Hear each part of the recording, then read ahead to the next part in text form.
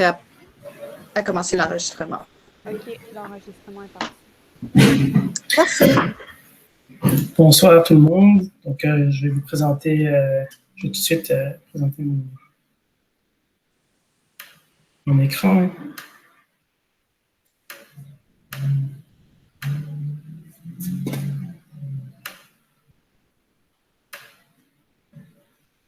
Vous me dites si vous voyez bien l'écran. Oui. Parfait. Donc, je présente aujourd'hui le 2525 rue Rachel Est, donc la démolition, la demande de certificat d'autorisation de démolition pour le petit bâtiment d'un étage avec son garage attenant. Donc, je vais tout de suite, c'est un dossier qui avait été vu le 6 avril pour un avis préliminaire, qui avait eu un avis favorable pour à l'avis préliminaire. Donc, je vous montre tout de suite. Donc, c'est le bâtiment est situé en tête d'îlot sur la rue Rachel Est, entre la rue d'Iberville et la rue Frontenac. Donc, c'est un petit bâtiment. Il est tout seul sur sa tête d'îlot parce que d'un côté, on a une surface asphaltée qui appartient à un garage sur la rue d'Iberville qui est un petit peu plus haut. Et de l'autre côté, on a un concessionnaire qui donne sur la rue Frontenac et la rue Rachel. Donc, un concessionnaire avec juste une petite cabane, là, le reste c'est un stationnement. Donc, on voit ici le bâtiment en question, entouré de petits points blancs, avec le concessionnaire à droite, puis le garage de l'autre côté. Donc, on remarque aussi que la plupart des bâtiments qui sont sur les îlots voisins qui sont résidentiels, donc c'est plutôt des bâtiments de 3 et 4 étages. Le bâtiment dont on traite aujourd'hui, c'est un bâtiment d'un étage avec sous-sol, donc qui est assez différent de la typologie qu'on observe dans le quartier. Donc, on le voit ici dans son état actuel. Donc, c'est un bâtiment qui a subi plusieurs changements depuis qu'il a été construit. C'est un bâtiment qui a été construit en 1944. À l'origine, avait une façade en briques. En ce moment, on a plutôt un revêtement en bloc de béton sur la façade principale. La brique est encore présente sur les autres façades. On voit ici. C'est un bâtiment qui est vacant en ce moment, mais le dernier locataire, c'était un commerce là, qui se spécialise dans les instruments de percussion, qui est maintenant relocalisé ailleurs. Donc, on voit le contexte un petit peu sur les deux côtés du bâtiment. Donc, il apparaît, le bâtiment de 1944, on le voit pour la première fois sur les cartes anciennes en 1946. Donc, comme je disais, une structure en béton et un revêtement de briques sur toutes les façades. Il y a quand même une partie de la structure, la structure du plancher, dans le fond, qui est soutenue par des pilastres en béton. C'est quand même une structure en bois, puis la structure du toit aussi, c'est des solides de bois. Donc, l'étude des différents cartes là, de 1911 à maintenant, juste pour montrer l'évolution du site. Donc, le bâtiment au début du siècle n'était pas là. C'est intéressant de voir qu'il y avait une église de l'autre côté de la rue Rachel, juste en face du bâtiment, qui n'existe plus. Donc, le rapport de l'ingénieur qui a été mandaté pour faire l'expertise du bâtiment, donc Denis Chaumont, ingénieur, en fait, lui, il dit que de façon générale, les déficiences du bâtiment sont mineures. Par contre, le bâtiment tel qu'il est construit ne permet pas d'être récupéré dans le cadre du projet qui est proposé dans le fond de développement. Comme on s'entend que c'est un bâtiment qui a été construit pour avoir un étage, même s'il y a une structure de béton, il y a quand même une bonne partie de la structure qui est en bois. Et le béton est quand même détérioré, même s'il est encore solide. Il y a des endroits où, si on regarde cette page-là, il y a de l'armature qui est exposée. Il y a des morceaux qui sont un peu détachés. Donc là, on voit un des pilastres, dans le fond, qui soutient la structure de bois du plancher. Et en partie aussi, une petite partie du plancher qui est c'est une dalle de béton, probablement là où il y avait une ancienne salle mécanique. On voit ici la jonction entre la petite dalle de béton et le plancher de bois au rez-de-chaussée. Et une solive de bois du rez-de-chaussée qui a été exposée. Après, il y a eu des modifications à l'intérieur du bâtiment un petit peu artisanales. Des solives qui ont été coupées pour permettre de passer des conduits mécaniques et qui ont été supportées de façon un petit peu simple, pour utiliser un terme gentil. Ensuite, on voit que, c'est difficile un petit peu à voir sur la photo, mais l'ingénieur dit dans son rapport que les solives du toit du garage, donc le petit garage qui est attenant au bâtiment, il y a une bonne déflexion là, dans le fond, donc il y a l'état de la structure en ce qui concerne le garage est pas tellement bon. Là, on voit encore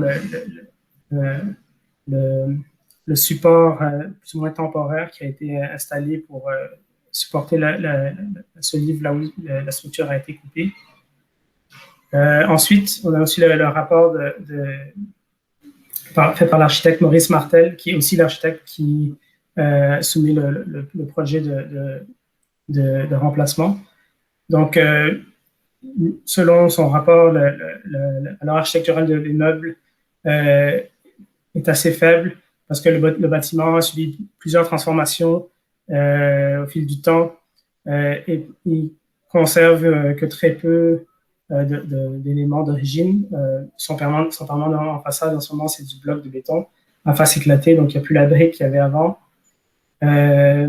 Puis aussi, si on parle de l'implantation du bâtiment, même s'il est implanté normalement en tête d'îlot, sa typologie est assez différente des bâtiments qu'on retrouve aux alentours, surtout des bâtiments résidentiels, donc, parce qu'il y a un certain nombre de bâtiments industriels sur l'îlot qui, eux, sont bas aussi.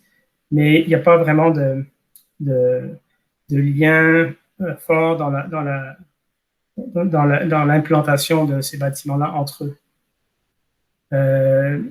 Aussi, il y a un rapport qui a été fait par rapport à l'état du sol, dans le fond, qui date de 2003, mais déjà en 2003, il était question de devoir décontaminer le sol parce que en ce moment, son état ne permet pas, dans le fond, de la construction d'un nouveau projet. Donc, il faudrait vraiment le décontaminer. Donc, ça, c'est un rapport qu'on a eu ici en plus. Ensuite, comme je vous disais, le projet de remplacement, on l'avait vu donc début avril, et il y avait on avait demandé un certain nombre de modifications au projet, dans le fond, notamment par rapport à son interaction au rez-de-chaussée avec la rue Rachel, et aussi le premier projet qu'on avait vu était implanté de face. C'est vraiment un parallélépipède, un rectangle qui occupait une bonne partie du site avec un petit recul en avant et un petit recul en arrière. Donc là, on avait demandé la direction et le comité de revoir l'implantation pour permettre dans le fond, aux futurs occupants d'avoir de bénéficier d'espaces extérieurs, soit déjà du côté Rachel, d'avoir un espace extérieur cohérent avec le contexte, et en arrière, de créer par le découpage du volume des espaces appropriables par les futurs occupants.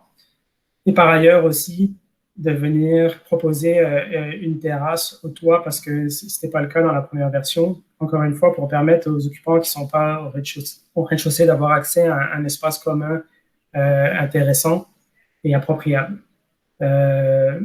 Donc, ça, c'est l'élévation modifiée. Donc, on a retiré les balcons au rez-de-chaussée pour plutôt créer des petites loggias, des petites courettes, et pouvoir verdir davantage l'espace. aussi pour donner plus d'intimité aux occupants du rez-de-chaussée et aussi parce que les logements du rez-de-chaussée ont des chambres en demi-sous-sol, donc avec des fenêtres. Donc, le végétaliser un petit peu comme ça permet de donner un petit peu plus d'intimité que ce qui était proposé la première fois. Et en plus, les balcons au rez-de-chaussée, avec la rue Rachel, comme ça, c'était pas tellement d'intérêt. Là, c'est pas quelque chose que les gens auraient utilisé, là, se serait approprié. Donc ça, c'est vraiment une axonométrie pour donner une idée, mais je vous montrerai un petit peu plus en détail le projet par la suite en utilisant le document de présentation de l'architecte. Donc là, on voit simplement la nouvelle implantation en L qui tient compte aussi d'un futur développement des sites adjacents qui on imagine qui seront un jour développés autrement là, que ce qu'on y retrouve en ce moment. Donc ça, c'est un petit peu le résumé des modifications donc et des concepts. Donc, comme je vous disais, une alcôve dans la volumétrie permet d'accueillir l'entrée principale. Celle-ci a un revêtement métallique bien en contraste avec la façade de briques. Donc oui, comme je ne vous ai pas dit, mais dans le fond, ça c'était déjà comme ça lors de la première version. Le parement proposé pour le bâtiment, c'est donc sur les façades principales et latérales. Donc c'est un parement de briques avec un mélange de briques qui est assez intéressant, là, qui s'intègre bien dans le fond, dans le paysage urbain. Ensuite, les logements des niveaux 2 et 3 ont un balcon privé et là, on propose un garde-corps en vert teinté pour donner un petit peu d'intimité par rapport à la rue Rachel. On propose une façade avec un jeu d'ouverture selon une trame, mais assez dynamique, mais assez sobre aussi quand même. C'est assez épuré là, comme architecture. Et donc une terrasse commune qui est aménagée en toiture, accessible par l'appentis au toit et qui est accessible donc pour tous les résidents de l'immeuble. On propose de la verdir avec des bacs de plantation. Puis l'idée, c'est de proposer d'avoir quelque chose comme un petit jardin communautaire donc sur la toiture. Dans un esprit, parce qu'on s'entend qu'on n'aura pas un vrai jardin communautaire. Ensuite, les reculs à l'arrière et le découpage du volume permettent de verdir davantage le lot. Et ça permet aussi, un commentaire qui avait été fait lors de la présentation, d'ajouter des fenêtres sur les façades latérales grâce au recul, donc d'amener plus de lumière dans les logements en arrière et d'avoir une vue sur des zones arrière verdies aussi.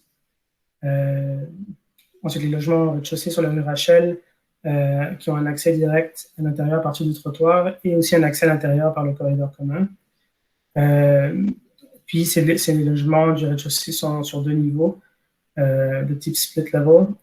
Puis, ça permet de créer une bonne fenestration pleine hauteur au devant des logements. Puis, il précise que le bas des ouvertures sera givré pour l'intimité des usagers.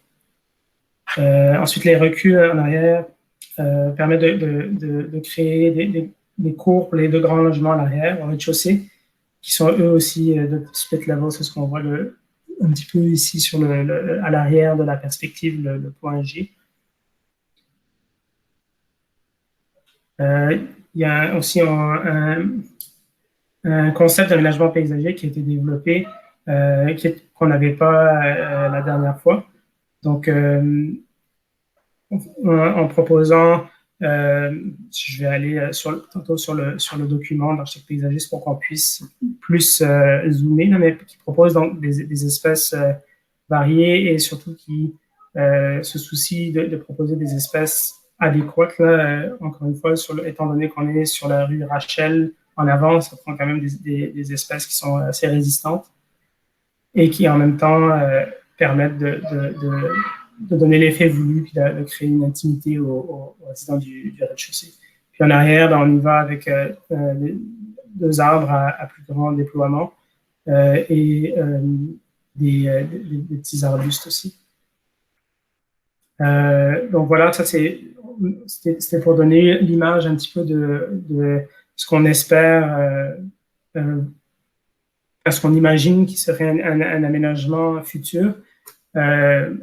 Donc le fait de découper, de proposer un bâtiment qui a un découpage en L, ça permet de conserver des espaces extérieurs, même si les bâtiments futurs, eux, ne s'implantent pas forcément de cette façon-là, au moins l'espace extérieur va rester, plutôt que d'avoir un mur continu jusqu'au fond, jusqu'à la façade arrière, puis là où on n'aurait eu aucun espace vert, dans le fond, aucun espace extérieur pour les résidents des logements en arrière. Donc, avant de vous dire ça, je vais quand même vous montrer, puis je reviendrai à cette présentation-là. Donc, le projet est un petit peu plus en détail de remplacement. Donc, ici, l'implantation. Puis, donc, on a en tout 16 logements qui sont proposés.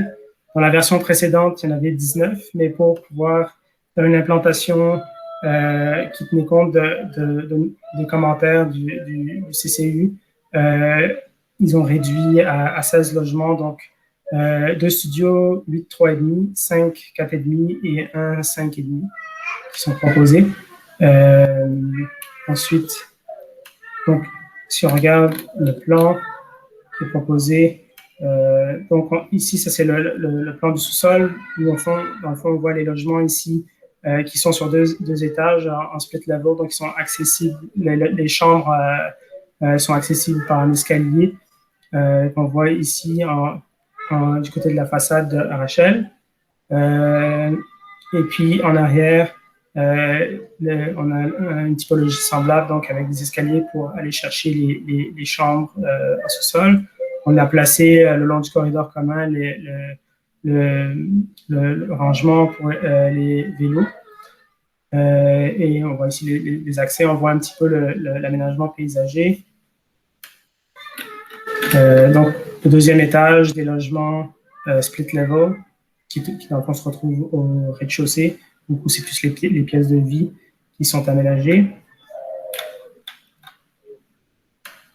Ensuite, au deuxième étage, on a donc des logements plus petits. Donc, toutes les pièces sont sur le même étage, avec balcon. Ceux-ci, donc ceux en avant, un balcon qui donne sur Rachel, et ceux en arrière ont un balcon latéral qui donne sur la petite courette intérieure. Même chose pour le quatrième étage. Et on accède par le petit édicule qui est là à la terrasse sur le toit. Donc, nous, on a prévu des bacs de plantation. Une vue, donc l'élévation de l'architecte. Donc, on voit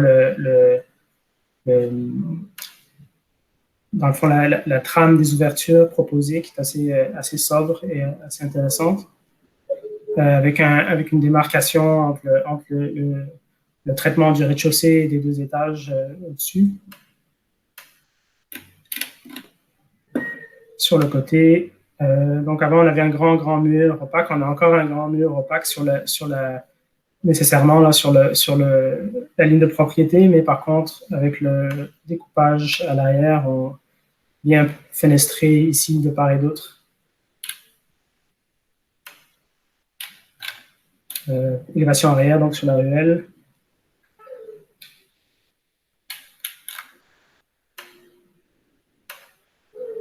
Élévation. Ce qu'on voit en bloc ici, c'est l'édicule du concessionnaire existant. Et ici, donc, l'aménagement paysager. On pourra revenir, si vous souhaitez, là, sur les espèces qui sont proposées. Et sur l'aménagement en tant que tel. Donc, l'élévation principale.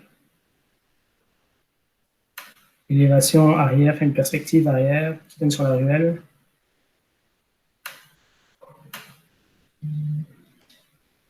L'autre côté.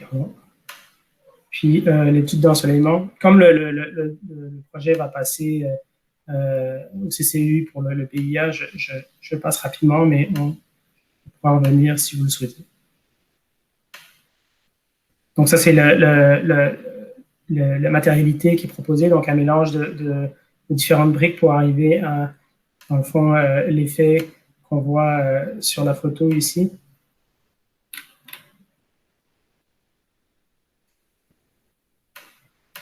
Puis le revêtement métallique pour l'entrée puis les zones en loggia. Je vais revenir à la présentation PowerPoint.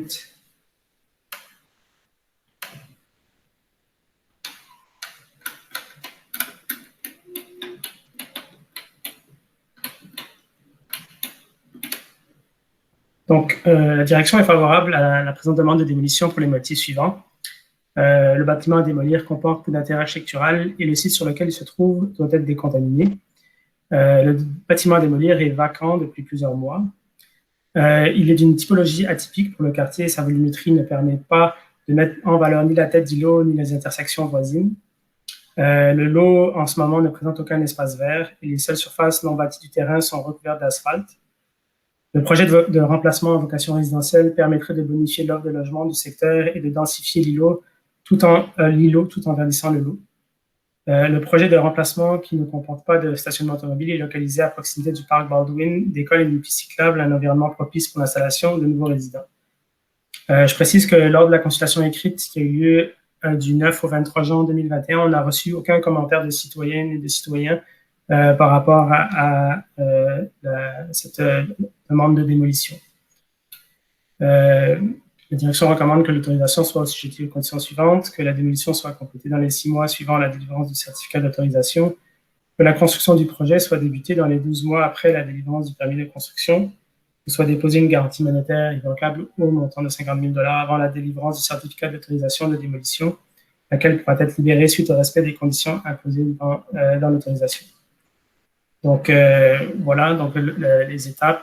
On a eu le premier CCU pour l'avis préliminaire le 6 avril. Ensuite, la séance de consultation écrite qui a eu lieu du 9 au 23 juin. La séance aujourd'hui du comité de démolition. Et puis, à venir, donc, la délivrance du certificat d'autorisation de démolition. Voilà, ça fait le tour de la présentation.